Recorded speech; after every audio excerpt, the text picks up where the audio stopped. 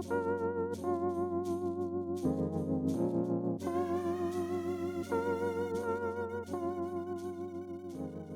to Black Liberty Podcast. I appreciate everybody tuning in today.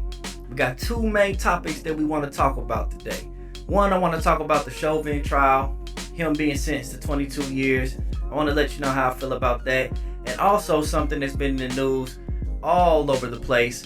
Gwen Berry, Olympic activist, turning her back while the national anthem is playing. So, I want to know how y'all feel about all that. But before we even get into all that, again, I want to thank all my supporters. I want to thank all the love and support that I've been getting. I also want to thank the haters. I always got to thank the haters every single podcast that I get on. This is the 10th episode. I'm so proud of it. I'm so happy that we made it this far. It's been a journey. And if you see me looking down in the video, I got my notes on my iPad, so excuse that. But anyways, like I said, I want to make sure I thank everybody for their love and their support and even their hate. I wouldn't have made it this far without you. So let's hop straight into the podcast. So like I said, two main things I want to talk about: Chauvin trial and Gwen Berry. Also, I want to know how y'all feel. I don't want anybody to ever think that they can't tell me how they feel. That's this whole point of the podcast. It's so that everybody understands that we in this together. So yeah, I want to know how y'all feel. I want to know what y'all think about the things that I say. With that being said, if we can't have a civil conversation, you will be blocked and you will be banned. You can disagree with me. That's what I don't mind that at all. But we have to be respectful to everybody regardless. So I just want to get that out the way. So let's hop straight into it. So Derek Chauvin was sentenced to 22 years in prison for the murder of George Floyd. 22 years. A lot of us in the black community feel like that's not enough time. I mean, you can't really blame us. But at the same time, it is the longest sentence given to a police officer for something of this nature. This is the longest sentence. Now, we wanted the maximum, but we didn't get the maximum, but they still ended up giving him more than what was required. I believe it was 10 years. I could be wrong. He ended up getting 22 and a half plus time served. So we have to, take a win where we could take one. I know it might not be exactly what we wanted, but it's baby steps. The system ain't just gonna crumble right away. We have to be willing to continue to fight. We have to be willing to take wins when we can get them. And again, yeah, I know he should have got more time, but at the same time, justice is being served. And that's all we really want, especially in the black community. We want justice to be served. That's really it.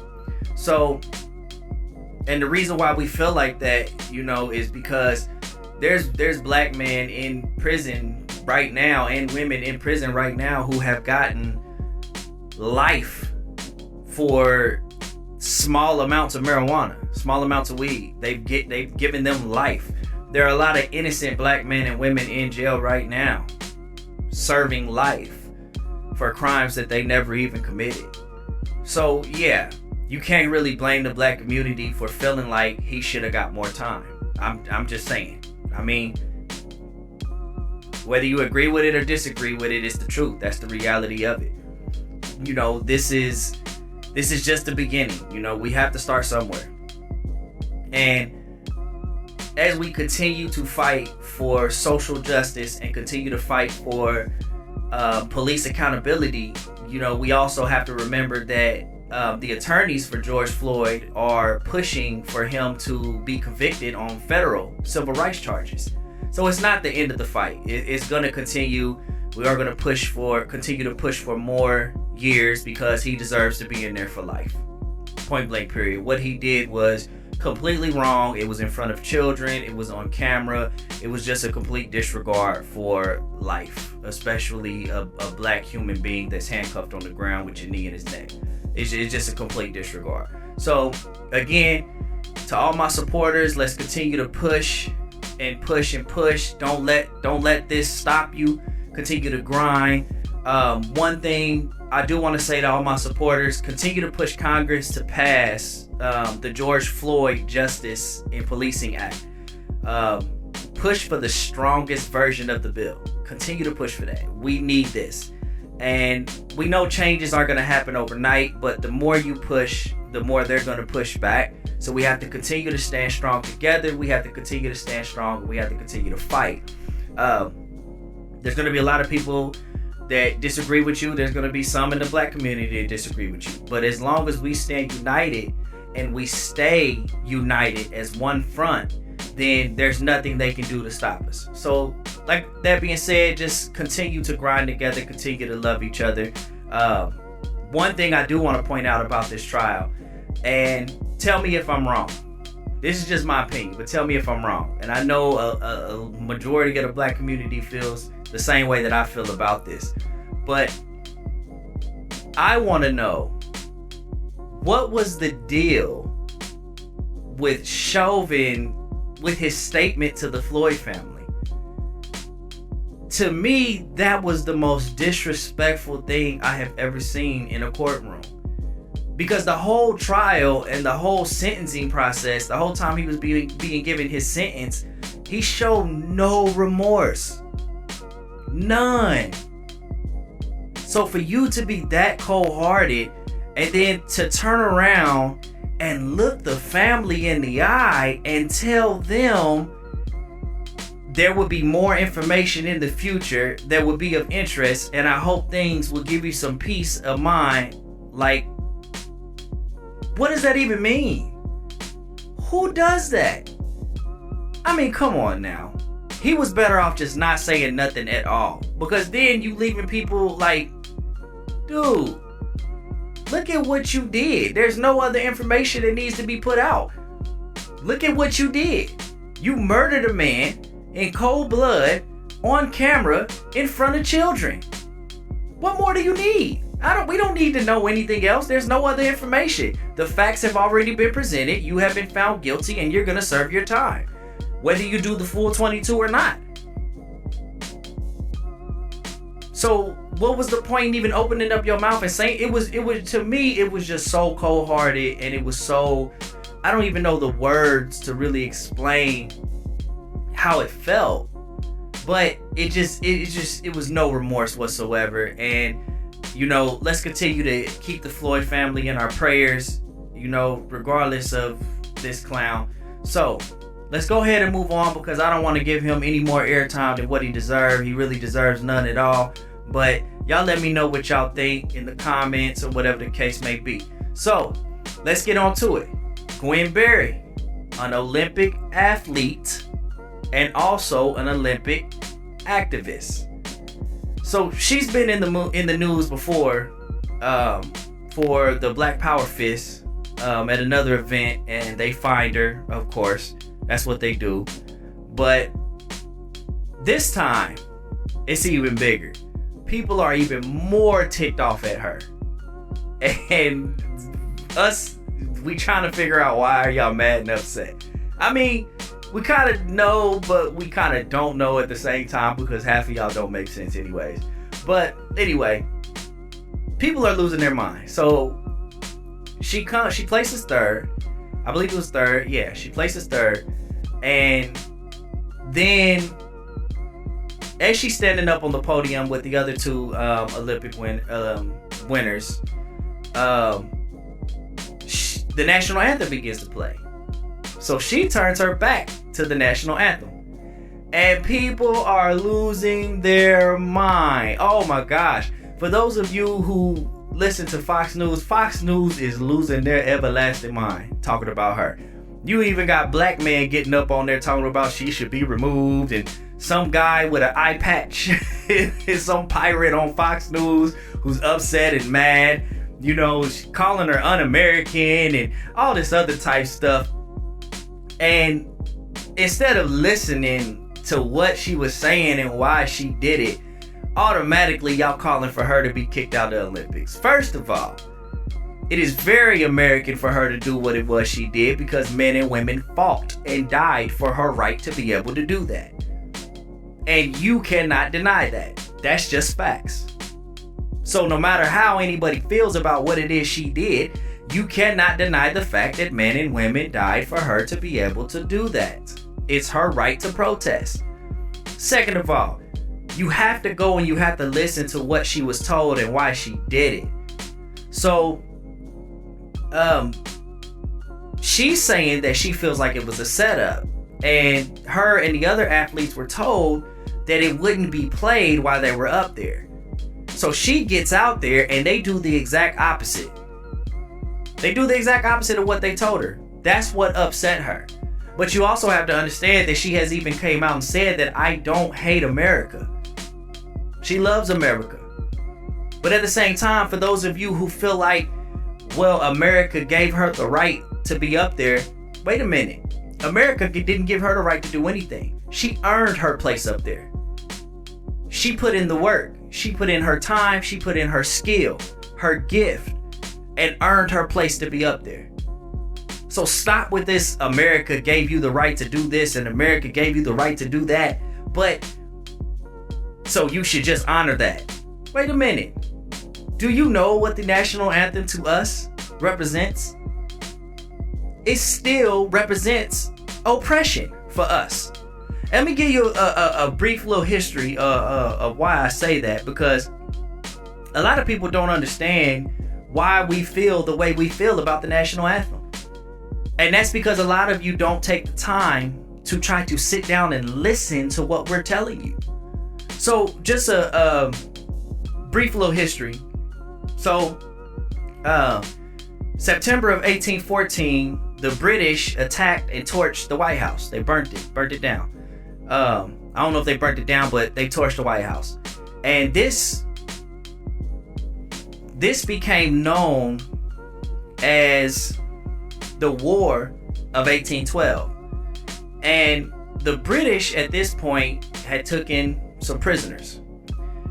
And there was a doctor from Prince George's County in Maryland. And a friend of this doctor sailed on a ship and he flew a truce flag and he wanted to renegotiate prisoners, to exchange with the Royal Navy. So he successfully accomplished this mission. And the British commanders agreed to free the doctor. But on the ship, there was a lawyer. His name was Francis Scott Key. And he overheard plans that there was going to be an attack on Baltimore. And him and this doctor, they would not be allowed to leave until that attack was over. So he ended up seeing the bombing of Fort McHenry while he was on this British ship. And from what the story says is he could see from his vantage point the American flag. So he could see the 15 stars and the 15 stripes. And the story goes that it was still waving. They dramatize everything, whatever words you want to use. But so it inspired him to write a poem about America and the flag. And not too long after that is when they put it to and turned it into a song. So a few things that you need to know about this war.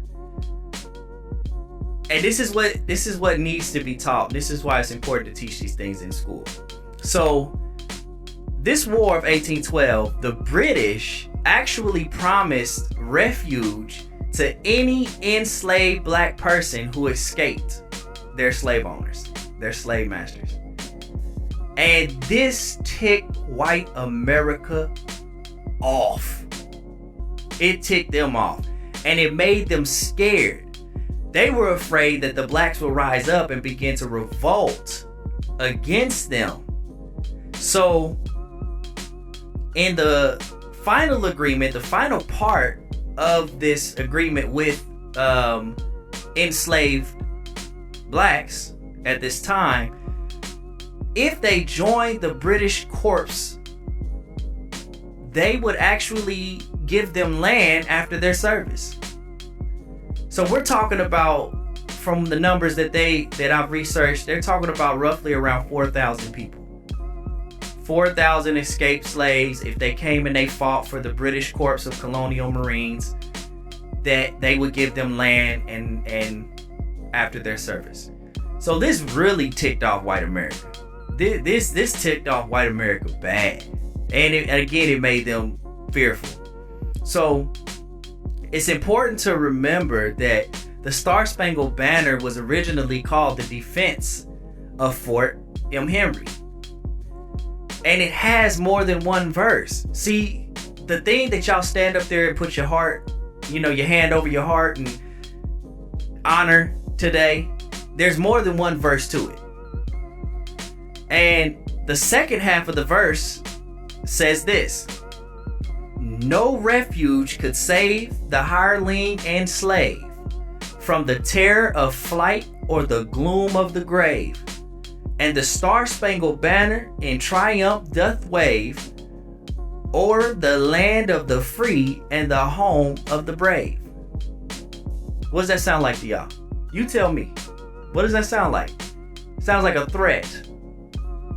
That no matter where you go, we'll get you.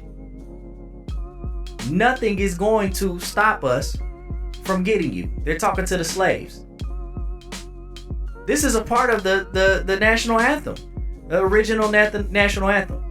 And you wonder why we don't want to honor it. You wonder why we shouldn't honor it. So this is a clear reference to anybody that runs away and joins the Colonial Marines. Nothing will save you. Nothing will protect you. How sad is that? You're that upset and you're that mad that you have to threaten slaves that are just simply trying to be free. So this is, like I said, it's meant to threaten African Americans who took up the British on their offer. And so whether or not you feel as though the British, because I know there's a lot of people that feel like the British were manipulating the slaves, whether or not you feel that way, after it was over, the British did what they promised they were going to do. They gave them the land that they promised they were going to give them. And that was in Trinidad and Tobago, so that they could resettle with their families. So you can feel how you want to feel, but that's just fact. You can research that. You can look it up. Like I said, everything I do on here, I research anyways. And they're still there today. So people feel like, well, that's not saying anything, racist. It's not being racist or yada, yada, yada, yada. But you also have to do your research on the man that wrote it. This man was a racist and a very outspoken racist. He actually was a descendant from wealthy plantation families. A wealthy plantation family. And they enslaved people. This is how he referred to black people as a distinct and inferior race. Can't get any more clear than that.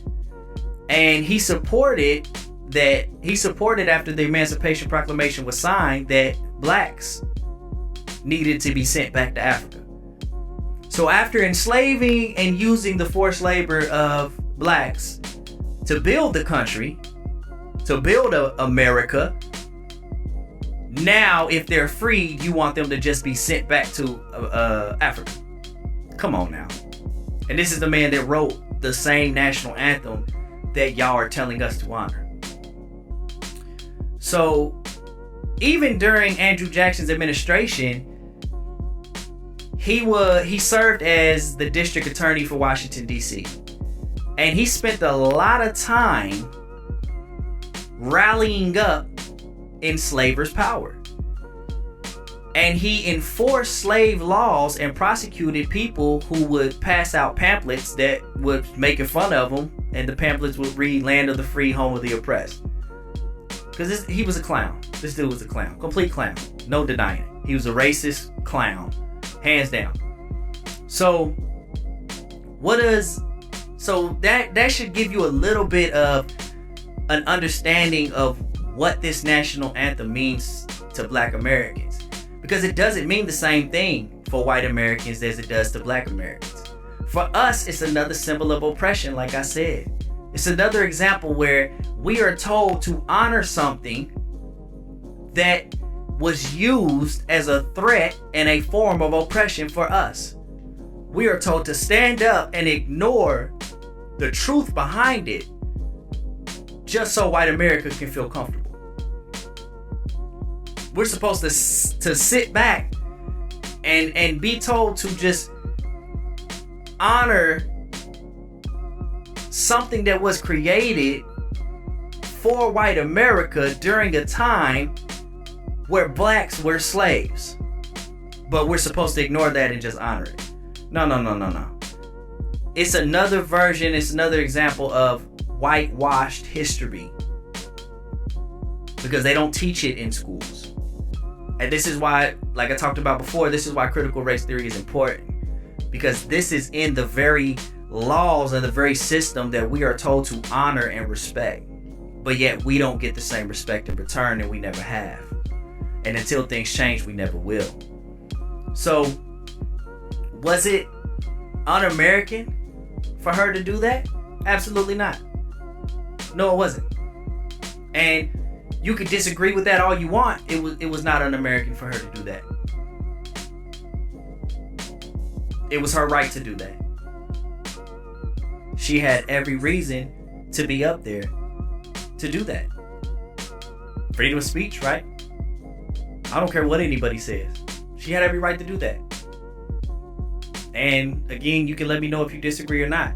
So the question is, why is everybody upset? If your whole argument is for us to follow the rules and for us to honor being an American, why be upset when she exercises her right as an American? Not even as a Black American, but as an American. Why not be understanding to that? Why are you so upset? And here's my philosophy on it. Here's why I think people are so upset. It's because you have been constantly lied to so much to where anything that goes against that lie makes you uncomfortable and it makes you mad because you don't understand. Because all you understand is lies. So anything outside of that lie, oh, you're not patriotic, you're not an American. But as an American, I'm supposed to stand up for truth, honor, respect. But yet, as Black Americans, we are disrespected, we are not honored, we are treated like dirt. Where's our respect and honor? You want us to respect and honor America? Start respecting us. Start telling the truth about our history. Then you can ask for the same respect in return. Until then, you can't get upset and mad when we stand up for truth. And I see it all the time on my Facebook Black Liberty page. People think that being an American is downing and talking crazy about somebody just because of the color of their skin. Ignoring their history and ignoring what they're saying simply because you've been lied to so much. I see it all the time. So, with that being said, I want to thank everybody for listening. Let me know if you agree or disagree. I appreciate all the love and I appreciate all the support. Continue to show that love and that support. And again, let's have a civil conversation. Let's have a civil discussion, whether we agree or disagree with each other. Let's continue to do that in love. And like I always say, I love everybody of all races. Whether you're black, white, it don't matter. But the truth is the truth, and it needs to be taught, and it needs to be spoken. And I plan on speaking that truth. So again, I love everybody. Y'all have a blessed day. Continue to grind forward, continue to push together in unity. Let's make some changes in this country. Enjoy your day.